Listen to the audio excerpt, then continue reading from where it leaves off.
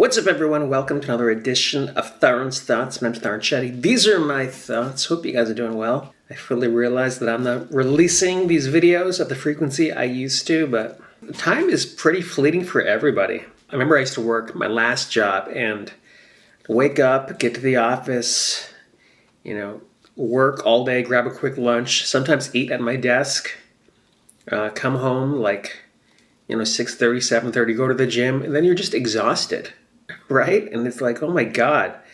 So I fully try to take advantage of these free days. I know that I'm lucky to be able to work the way that I work, although truthfully, I don't know if this is sustainable in the long run. Some news with me is I've been really trying to ratchet up the stand-up shows because I've got to do the show at Flappers end of the month. I think I've sold a few more tickets, so that's okay. Whatever.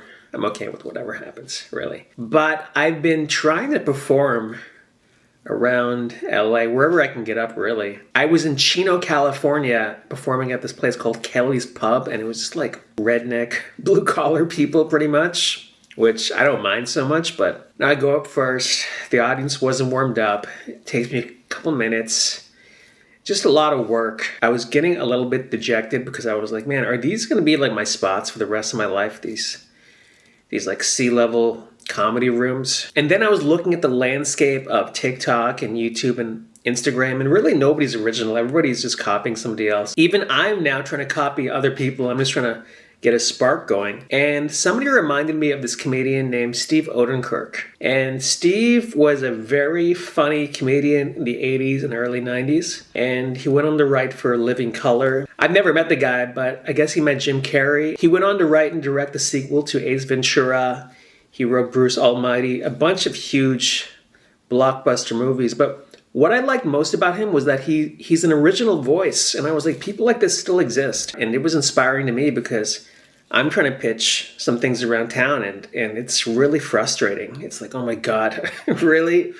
Like, I don't know what's going to happen. I keep just reciting to myself like a mantra, like, be original, keep writing, keep creating, keep trying to push myself. And it's a super lonely existence, but man, I'm all in. I think I've always been all in.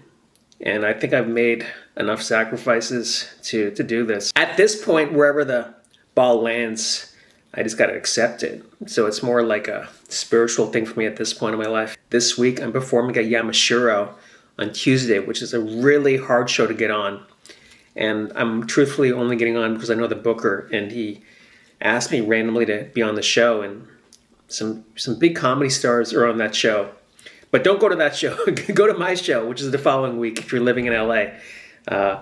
But I'm kind of psyched to do that show on Tuesday because I feel like I'm just as good as those guys on the show, if not better, and I'm going to prove it to myself. After that, I have nothing in the books, which is fine. I'm just kind of flying blind here, and I'm just going to let the universe take me wherever it's going to take me. I hope you guys have a great day. We'll talk soon. Take care.